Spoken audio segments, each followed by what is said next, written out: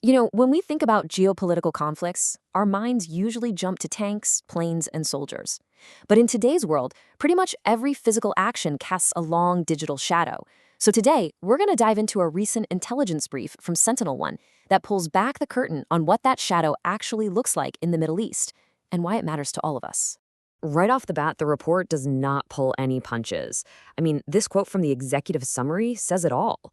A cyber response isn't just a possibility. They're saying it's pretty much a guarantee. So the real question isn't if it's going to happen, but what it's going to look like. This really highlights that critical link between what happens on the ground and the reaction online. And that brings us to this core idea that the report calls a conflict's digital echo.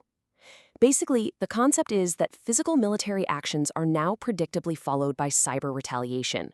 It's a classic form of asymmetric response. It's a way for a country to strike back without ever having to engage in conventional, boots-on-the-ground warfare.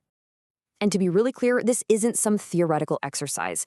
The intel brief points directly to recent US and Israeli strikes as the specific trigger for all of this. We're talking about a response to a very real and rapidly developing situation. You could say those events basically started a countdown clock for a potential cyber escalation. So why should we take this threat so seriously? Well, because, as the reports section on Iran's cyber playbook lays out, this isn't some new skill they've just picked up. Iran has been a really mature, well-resourced player in the cyber world for more than a decade. They know what they're doing. And just look at the diversity of their toolkit. It's pretty remarkable.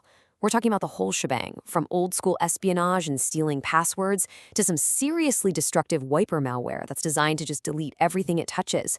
They use fake hacktivist groups to cover their tracks and run these sophisticated disinformation campaigns. This is not improvisation. This is a well-honed, practiced craft. Now, the groups that carry out these kinds of operations, they have a specific name in the security industry: Advanced Persistent Threats, or APTs. The easiest way to think about them is like the special forces of the cyber world. They are state-sponsored, they're highly skilled, and they are absolutely relentless. The report even calls out specific groups like APT-34 and APT-42 as the ones to keep an eye on. Okay, so with all that history and capability in mind, what's next? This is where it gets really interesting, because the SentinelOne brief doesn't just guess. It gives us a predictive analysis, laying out 4 very specific responses that we should all be watching for in the coming days and weeks. And this table right here, it's basically the game plan. It breaks down their whole 4-pronged approach: espionage, disruption, disinformation, and probing attacks. And you'll notice each one has its own unique tactics and very specific targets. So let's dig into what each of these really means. So, first up is precision espionage, and this isn't about some random scattershot hacking. No, this is highly targeted. The main goal here is to get inside the networks of defense, government, and diplomatic agencies in the US, Israel, and their allies to steal strategic intelligence. We're talking things like battle plans, sensitive diplomatic messages, maybe even military R&D. The second type of response is way more direct: pure disruption. The report really emphasizes this wiper malware. A good way to think about it is like a digital shredder. Its only job is to destroy data and completely paralyze systems. Just imagine for a second the impact of that on critical infrastructure, like our power grids, our communication networks, or even our water utilities. Now, this third front isn't aimed at computers at all. It's aimed squarely at our minds. Coordinated disinformation campaigns are designed to do one thing: sow chaos and distrust. The brief predicts we're going to see a flood of false stories about military failures, fabricated political scandals, and fake leaks, all pumped up on social media to try and shape what we think about the conflict. And finally, there are the probing attacks. Now, these are often small scale, but they are always highly visible. A perfect real-world example is that 2023 attack where an Iranian-aligned group hacked into US water plants. The actual damage was minimal, but the psychological impact, it was huge. It's a modern-day shot across the bow, a way of saying, hey, we can reach you. Okay, so that's the threat landscape. It's a lot, I know. But the good news is the report doesn't just outline the problems, it also offers solutions. This next section is all about a clear defensive strategy, basically explaining how to build a digital fortress against these exact kinds of threats. And the advice here is super practical and direct.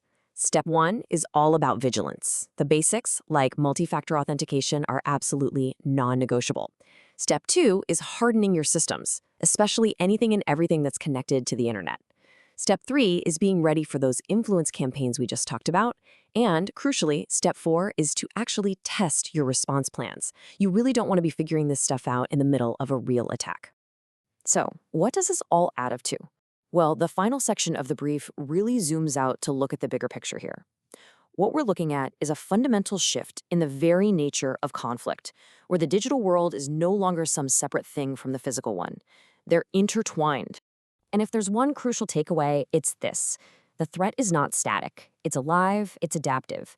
It will change based on military developments, on political statements, even on things that are just perceived as provocations. This means we all need constant vigilance and the understanding that yesterday's defenses might not be nearly enough for tomorrow's attacks. So we'll leave you with the one big question that this entire brief forces us to confront. As these two battlefields, the physical and the digital, continue to merge into one, we have to ask ourselves, are the systems that we all rely on every single day, from our water to our electricity, truly prepared for this new reality?